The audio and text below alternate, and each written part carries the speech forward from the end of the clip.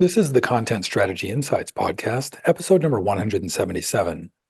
As the field of content design has grown and matured, the design of the organizations in which content designers work has also become more complex and interesting. In her role as a design director at the big publisher Condé Nast, Sophie Tahran has had to figure out the best way to design her content design organization to serve Condé Nast's many brands. Part of her process was conducting original research to discover how others had organized their content design teams.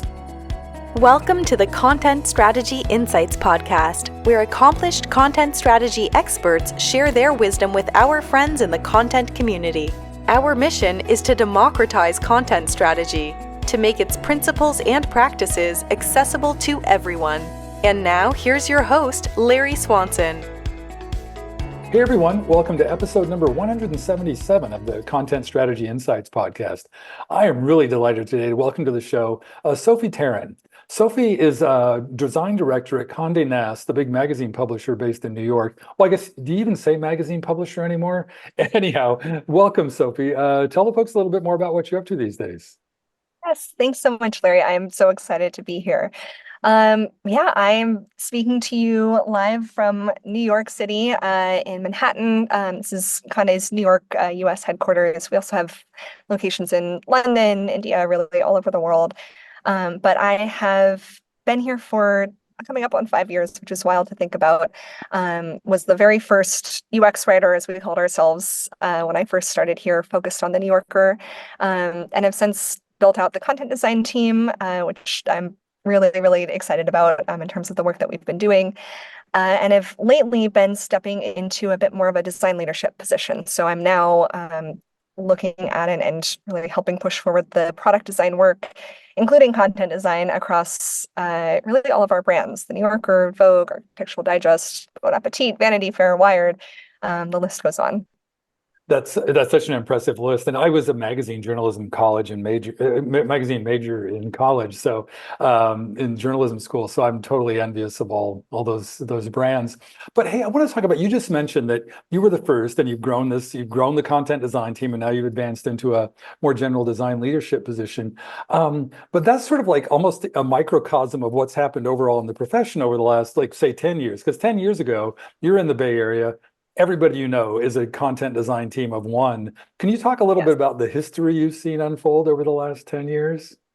Absolutely. It's really amazing to think about. I used to go to the UX writer meetups in San Francisco, which is really where I learned almost everything that I know, where I chat with the folks on the Dropbox product design team or content design team, Pinterest, Uber. I was at Lyft at the time, really just trying to learn from people live at meetups, because there weren't books. There were Medium articles written by like John Sato back in the day that we were all learning from and excited about. But it has grown so much over the course of the past few years. I guess 10 years now, which is wild to think about, where we have books, we have entire conferences dedicated to what we do. There are so many newsletters, so much content out there about content design, that I no longer have to point people toward one Medium article to learn about what we could possibly do in this discipline. That's right. And one of the things I love, that the outgrowth of that is that we've got to the point in this profession where you can go out and do research about how people organize these teams. You did some research that you reported on at Button, and but tell me a little bit about that research that you did, because I know it sounds like it's an ongoing thing too. You're still talking to folks, or? Yes. So in building out a team at Condé Nast, I found that I felt like I was making things up a lot of the time. I was like, this feels right. I know that, I want to have a centralized team, at least at this point in time, this is what we need. But I'm hearing that other people are decentralized, or I'm not really sure how I should be attributing work to each one of our content designers, or making sure that we all understand what we're responsible for, and that our partners understand who they should go to for what. And so I was really curious to dig into org design for content design, knowing that I was definitely not the end-all be-all expert on the topic. I wanted to get a sense of what was actually happening across the industry. So I sent out a survey to get a kind of pulse check on how teams were organizing themselves, depending on how big the company is, how big their content design team was, how established or kind of mature their content design practice was. So I sent out a survey. It was 25 to 30 responses to start, and that was when I shared the first kind of phase of results at Button's leadership program this past year, but was really curious to get much more information and get a better snapshot across the industry from all different types of teams outside of just those that might be participating in Button's leadership program. So I've continued to send out the survey, circulate. I think we're up to around 80 responses at this point. And I've seen that we've captured many more teams of one, many more teams that are much more global or international in nature, folks that are working as contractors or freelancers who are content designers. So a much more kind of nuanced look at all of the different ways that we are establishing this practice. Interesting. And one of the things about it, you showed me some of this research last month when we talked to prepare for this. And one of the things that struck me was like how, I don't know if you set out to do this in your methodology, but there was like, six or eight or 10 in each of like small, medium to sized businesses. You had a number of different, what you called shapes and states of teams. Tell me a little bit about how that, just the numbers behind that research, or the numbers that emerged from that research, I guess. Yes. So there were some very clear trends within the research. So most of the teams that I had respond to the survey are functioning content design teams within a product design org at this point. So it's rare to see content designers sitting in marketing at this point. It's also more common to be a centralized team. But interestingly, as teams got bigger or more established, I started seeing a few more decentralized structures where each content designer is maybe reporting up to a different manager as opposed to one centralized head of content design. But it really kind of depends on the needs of the teams. A lot of teams had a mix of structures depending on what each kind of initiative or area of the business needed. So maybe a principal content designer could be reporting to, a head of design, whereas there's more of a centralized content design practice in another area of the business for senior or mid-level content designers. It really kind of ran the gamut. The really kind of most interesting piece of it to me was pulling out the pros and cons of each of these different ways of organizing ourselves. And there really isn't a clear winner takes all approach to how our teams are organized. There are some common trends, when it comes to where content designers live within different product design orgs. Some of us are embedded where one content designer is attributed and fully embedded in one product area or area of the business. Some of us use agency models. There was a fun one that I'm calling a swarm model, where all of the content designers focus on one problem or one kind of possible scope of work together to kind of take the two heads are better than one approach. We have many teams of one. We really are organizing ourselves in a lot of different ways. And there are some similarities, but it really depends on the need of the team at that point in time. That's right. You could be a consultant, because the answer in that world is always it depends. But it sounds like but there's probably legit reasons, like for everything from company culture to size to nature of the product, the nature of the staff the folks you have to work with. It makes sense that would be all over the map like that. And I would say, and just to kind of add on one more point there, I would say the big kind of outstanding piece there was the community of craft. And that's a phrase that I don't know if it was maybe Chelsea Larson that coined that. Probably I've borrowed a lot of those sorts of things from her. But one of the really kind of common variables was how well established or how mature the team's community of craft is. And when I say that, I mean, do you have, documented ways of working for how a content designer should be partnering with a product designer? Do you have resources that people across the company can refer to when it comes to, establishing what sort of voice a product should take on, or how they should be requesting work, or, which sorts of practices you should expect in Figma. The better formulated your community of craft is, the less necessary it feels to have any one specific way of working. The most important thing is establishing that community of craft and those ways of working early on, so that content designers can really dig into the work at hand. That's right. Some places I know are beginning to ensconce that sort of the wisdom that emerges from those communities as docs that go with the design system or just within the content design team. Do you have anything like that at Condé Nast or? Yes. So across Conde, we have, I think this is really interesting. We have a design system that really spans all of our different brands.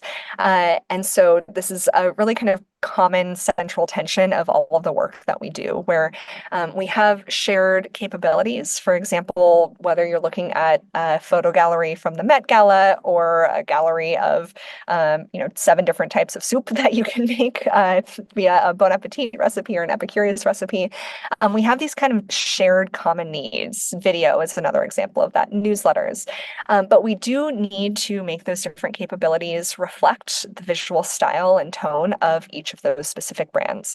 And our design system reflects that, where we have our core componentry, and then on top of that, we have what we call a brand identity. Those are things like fonts, colors, and we've been starting to really dig into what that means from a content design perspective. So how do we establish a kind of brand agnostic voice for those moments along a user's journey, maybe like signing in or resetting your password? And how do we balance that out with those moments where we really do need to be speaking from the voice of a brand? The New Yorker is often the most common example of this sort of thing because the New Yorker has such a unique house style. They hyphenate the word email, capitalize the word internet. And so when it comes to something like a pretty common sign-in flow, we still do really need to be considering those special touches that make the New Yorker sound like the New Yorker, regardless of whether you're looking at it in a print magazine or on a screen. That's so interesting. So each brand will have, is it sort of like a different terminology and the fonts and colors and border radiuses and all that stuff, but then the voice and tone stuff would be tailored to each one, but all operating in the same design system. Yes. Yeah, Yeah. exactly. So we have a lot of conversations about when we really do need to have the ability to build in like dynamic copy for a flow like that and enter in the ability to have kind of an exception to the rule. We also this year have really been focusing in and talking about building in content design and copy guidelines directly into our systems so that everything lives in one central place and we're not having to kind of bounce around between different areas of the business or different resources or repositories in order to find all of the documentation and guidance that we have. That's a pet peeve of mine. I don't know if you saw my button talk a few years Oh, ago. Yeah, where and I think we still I'm really it's really gratifying and lovely to see this stuff taking hold. But it feels like does it feel like you have parity as a content designer in the design system, or is it still mostly about front-end engineers and interaction designers working on component designs, or do you feel like content design is coming to its own and within the design system? I would say it's more about resourcing than like politics at this point. So over the past few years, we've really been building out our team so that we can really dedicate content designers to all of the really kind of consumer facing high touch sorts of areas of the business, and we're just now getting to the point where we feel like we have the people that we really need. And so when it comes to incorporating content design into our design systems, it's something where we've all been kind of tackling it piecemeal, or especially when it comes to the resources that we have. This year, we have really been talking about how we can dedicate more effort to a lot of the kind of shared practices that we really want to develop across the team. And I think this is something that I'm really especially excited to see with our structure as a team. So I was talking to you just before we started recording. I'm really excited about the fact that Sammy Spector, who was one of our first UX writers, now content designers, is stepping in to really lead a lot of this work across the team. So we will be able to have a more kind of focused effort around building those sorts of resources and guidance and really kind of centralized knowledge directly into the systems that we use every day. Great. And yeah, so it sounds like because resourcing is the issue, we still have a little ways to go. I remember I was at a gig years ago where somebody came to me and said, I have a dozen developers I need to keep busy. Give me something to give them to do. And so we're Right. not at that point yet with content designers, it doesn't sound like. Yeah. Not at all. And Okay. that's even, I would say, one of the most glaring trends to come out of the org design survey was, yes, our teams are organizing themselves in slightly different ways, in different combinations of, centralized and embedded versus decentralized, and the agency style or what have you. But the most common response that came out of it was that we really still need to crack the code when it comes to resourcing. Really, regardless of size of team, structure of team, community of craft, we're still hearing that it's really difficult to resource all of the projects that we know would really benefit from having content design really fully immersed in the work. And so we definitely have not gotten to that point, whether it's about the projects themselves, and especially for some of those centralized resources. Mhm. One glimpse into that is that the kind of the ratios in anyone, and you're now in a position where you know the exact ratios on your team, but in your research, I'm curious, did you identify, like, are there trends in the number of like content designers to UX researchers to interaction designers to front-end engineers, like the makeup of the teams? Yes. So this was something that I was actually really surprised by. There was some semblance of consistency when it came to ratio of content designer to product designer across different sizes of companies and different maturity levels of teams. Generally, there was a lot of alignment around like a 1-to-4 ratio at this point. So one content designer to 4 product designers, which I would say still is not ideal. I think given that we still are really kind of saying across the board that we need to solve resourcing.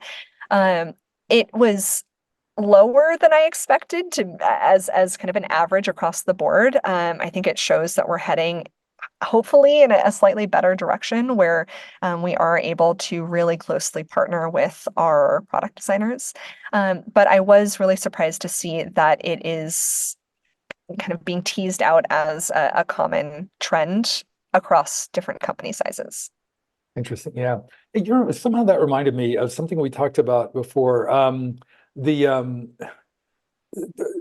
I think it's because we talked about these things back to back in a prior conversation, but just talking about the unique place of a design craft, it kind of like by industry, and you're in publishing, a place where words are the stock and trade and the thing you're selling out in the world.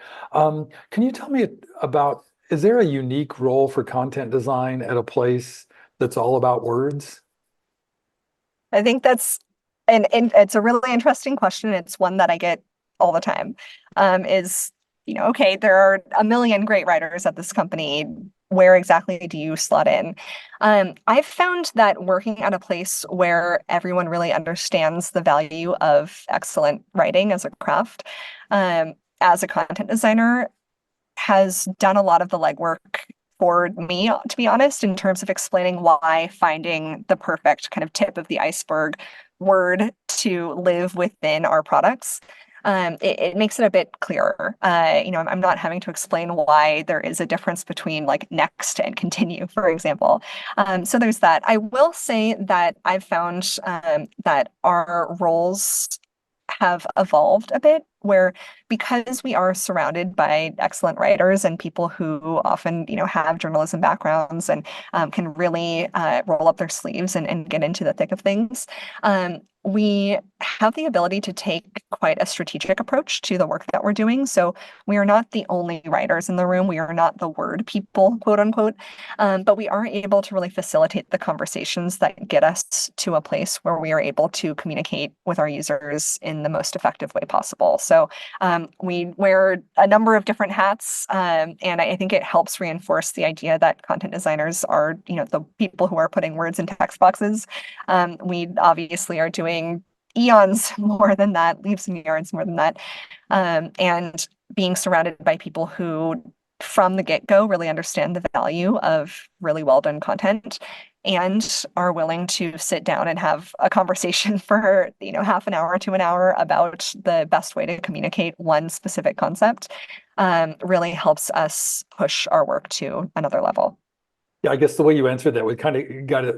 what the assumption underlying my question was that like usually we have to explain what writing is, and there you don't. I guess Exactly. that's it. Yeah, that's hey, another thing we talked about sometime in the past was about your sort of approach to, there's all this talk about the getting the seat at the table and just, the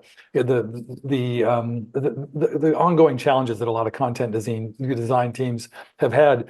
You told me something about, yeah, I just put meetings on the calendar. You have this sort of like, I guess seeking forgiveness, not asking permission. Can you talk a little bit about, both that approach and how and whether it's helped you, like has it advanced the content design practice at Condé Nast?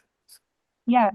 I mean, I think that the perspective that I've kind of come into is, if you have been hired to do a job, especially in this environment where it's incredibly difficult to get the resources, whether it's to use a word that I hate, headcount, or budget to hire you into this role as a content designer, you're being expected to complete your job to the best of your ability. And if scheduling the meeting, being invited to the rituals, getting the information that you need to do your job is what you need in order to complete that or fulfill, your role, then I think it's pretty difficult to argue that you shouldn't be able to do something like that. So, putting the meeting on the calendar, inserting yourself at the proper place in the product life cycle or the design life cycle, that's what you're paid there to do. So I am excited about a lot of the conversations that seem to be taking place across the content design industry. I'm thinking of like Riley's talk at, I think it was Button last year. We don't need a seat at the table, we are the table. That sort of spirit is something that I think is quite welcome. And honestly, I think that we deserve at this point. We've done a lot of advocacy, we've done a lot of education, we have the books, we have the conferences. I think we're at a point where we are able to move forward, to have that clear path in front of us to take the steps that we need in order to do a good job. We know what that looks like, we know what we need to do in order to get there. And hopefully there isn't a whole lot standing in our way at this point. Yeah, it feels like there's less friction in that regard now. And one thing, a lot of it, and I think you mentioned this explicitly earlier, but I'm also curious how this all comes together in the design of your content design organization at Condé Nast or elsewhere, or other places as you've discovered in your research. You've talked about like the some of the different formats and things, but just how intentionally are these new schemes being designed, and how much of it is it just kind of unfolding organically?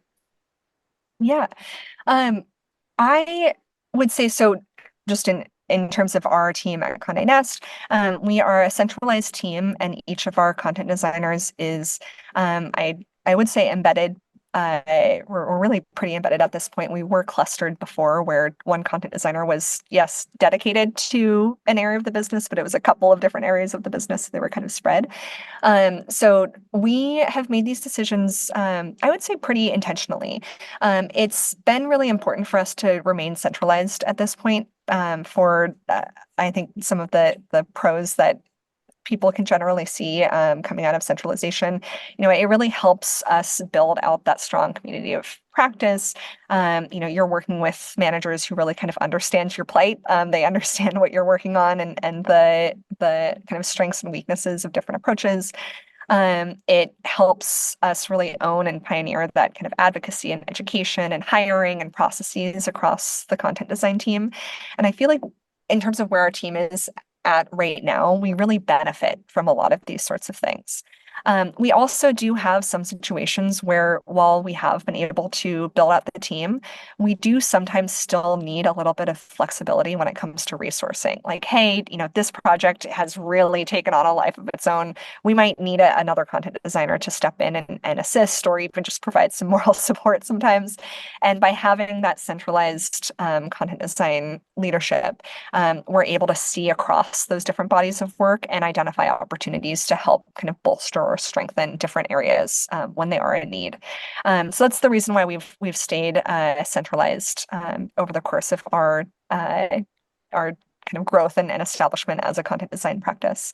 And then we're embedded, which means that, each one of these different brands or areas of the business does have unique needs. So we do have, for example, one content designer that is, was hired being fully dedicated to the New Yorker, for example.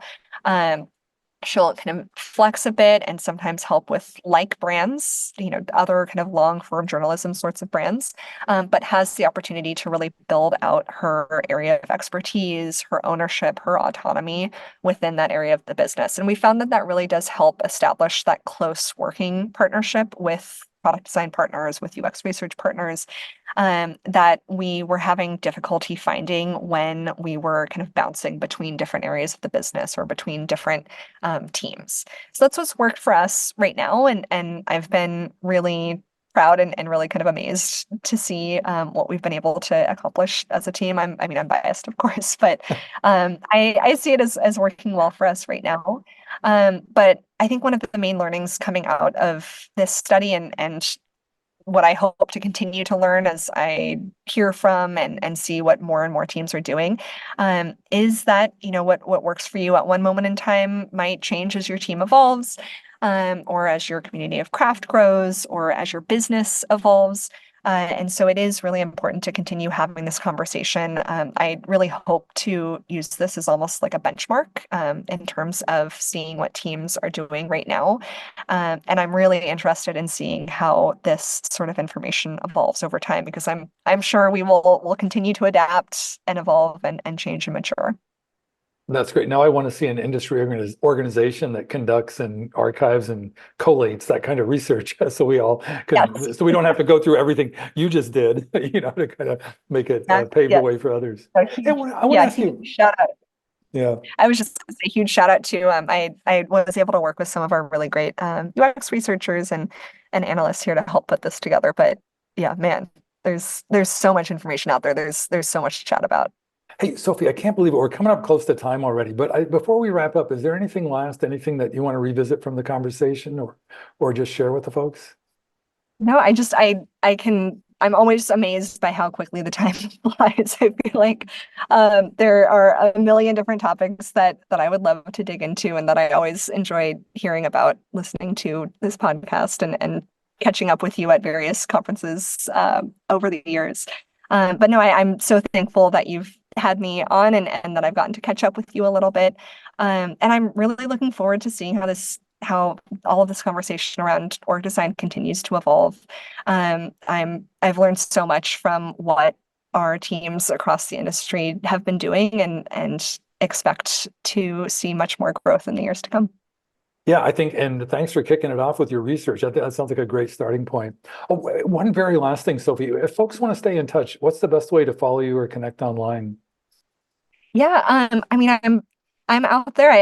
I'm generally chatting with folks, staying in touch on LinkedIn. I have a website, sophietahran.com. Always happy to catch up and hear how we can partner and what we can do together. Cool. I'll put that in the show notes as well. Thank you so much, Sophie. I really enjoyed the conversation. Yeah, thanks so much, Larry. Great to chat. Thank you for listening. If you can think of a friend who might enjoy this episode, please share it with them. And please join us again for our next content strategy interview.